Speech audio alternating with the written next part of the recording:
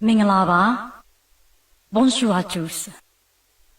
Good afternoon, ladies and gentlemen. I am Pew Pew. Before I introduce myself, I would like to thank the Secretary General, Madame Jumalapali, the team Clement, Veronique, Diane, my friend Vivienne, and everyone here for giving me a chance to give a testimony at the opening ceremony of Clement 2025. It's an honor to be a part of this, especially when it's about rights and freedom. For I come from a country where millions of people don't have basic human rights or have the minimal freedom to discuss about this. I am a celebrity singer-songwriter-performer from Burma and a political refugee in France. Yes, I come from Burma, also known as Myanmar. I guess many of you haven't heard much about it because it's well hidden. Yes, it has been well hidden from the world by the military regime, which ruled it for more than 6 decades. Myanmar is actually the largest continuous land piece in Southeast Asia, rich in natural resources from gold, jade, ruby to rare earth, and situated between the two powers, China and India. It is quite the same size as France, with a population of 60 million people. But unfortunately, only 50 million are inside the country. The rest 10 million are displaced outside due to the long history of civil war, political unrest, violations of human rights, lack of freedom, and different kinds of oppression caused by the military rule. And I am one of these 10 million. How did a Burmese celebrity artist end up as a refugee in France? At the dawn of the 1st February 2021, the first day of the parliament of our newly elected democratic government, my country has been seized by the comeback military coup, arresting our president, our state councillor Aung San Suu Kyi, and almost all of the parliament. It was followed by a huge uprising all over the country. A few weeks later, the hunters started to gun down the peaceful protesters. I published a song called Tears on my social media with the footages of the violent crackdown of the peaceful protest. The song became viral and the hunter put me on the warrant list with the accusation of defaming the state under the Penal Code 505A, in which the accused can be imprisoned for at least 3 years. You might be wondering if it's really possible to imprison an artist for publishing a song on a social media in 21st century, right? Yeah, it is possible in Myanmar. I had 2 choices.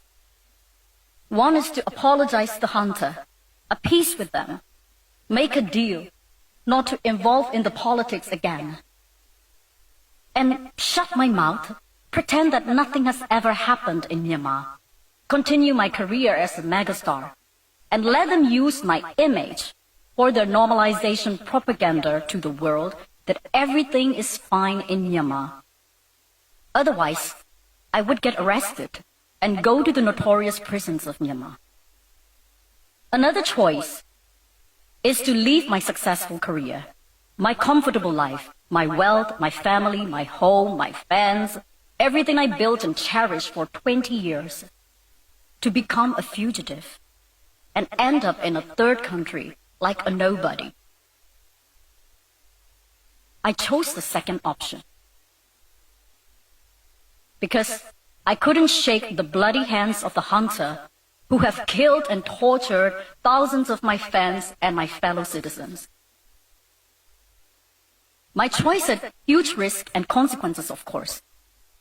Finally, I had no choice but to decide to leave my country and everything I cherish. In the darkness of the one rainy night, I mustered all my courage and crossed the river between Myanmar and Thailand on an old Michelin tire. Yeah, that Michelin tire. Well, that's how I ended up in Clermont-Ferrand, don't you think so? Well, that was a nightmare for me that night, actually. Then I hid in Thailand for a few more months until I received protection from France. But not everyone was that fortunate. Some of my fellow resistant artists got arrested, some imprisoned, and one famous musician got killed in the frontiers. And one famous hip-hop artist, who is also the member of the parliament, got a capital punishment, and he got executed in prison. That execution was the first in 30 years of our history.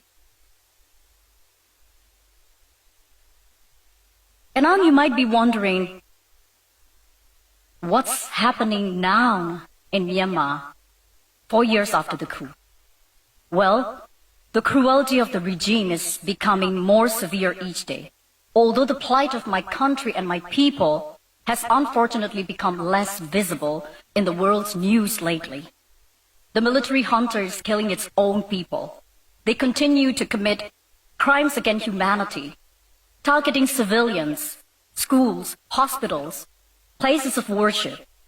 There are already 30,000 people arrested, nearly 10,000 people murdered, not only in prisons or in conflict areas, but also from daily airstrikes by hunters' fighter jets on civilians' residential areas and war camps, destroying hospitals along with their patients and leaving temporary schools with bloody classrooms.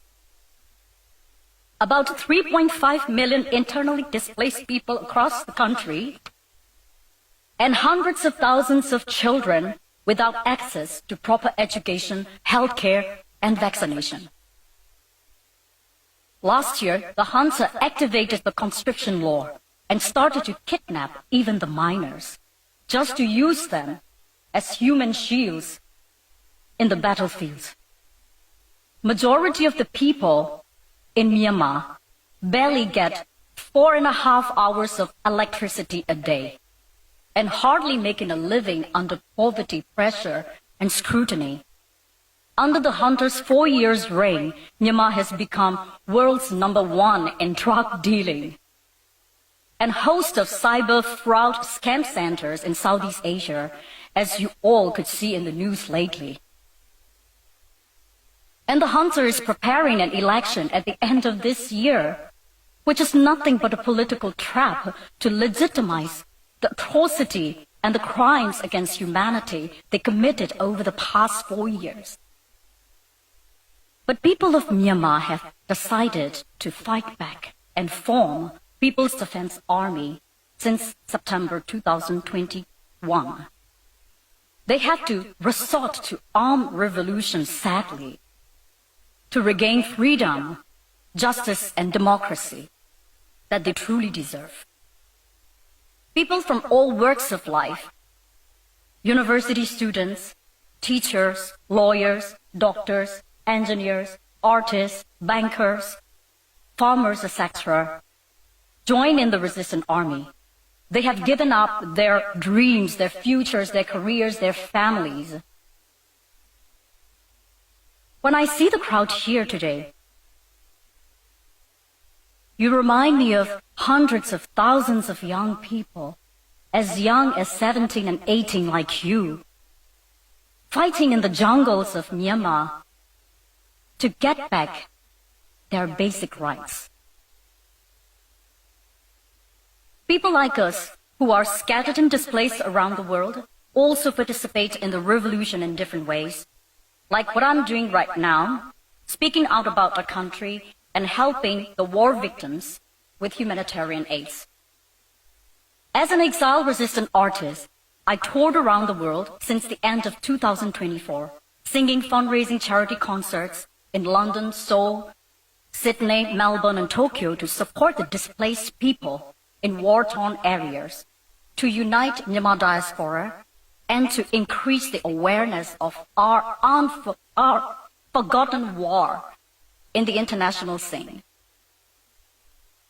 As a result of that, 4 months ago, the hunter revoked my citizenship. Now I'm not only a nobody, I have no nationality and no citizenship anymore. But that's not gonna stop me. I will continue my fight. I will continue to speak out the truth to raise awareness of our forgotten country and our forgotten war. I will continue to do whatever I can. This chance of my 10 minutes testimony here means so much to me and to my people of Myanmar. Your presence, especially that of young people here, encourages us, and your attention ensures us that we are seen, we are heard, we are recognized, and that we are not forgotten. And I hope one day the peace and justice would return to my country. Thank you very much. Have a wonderful day.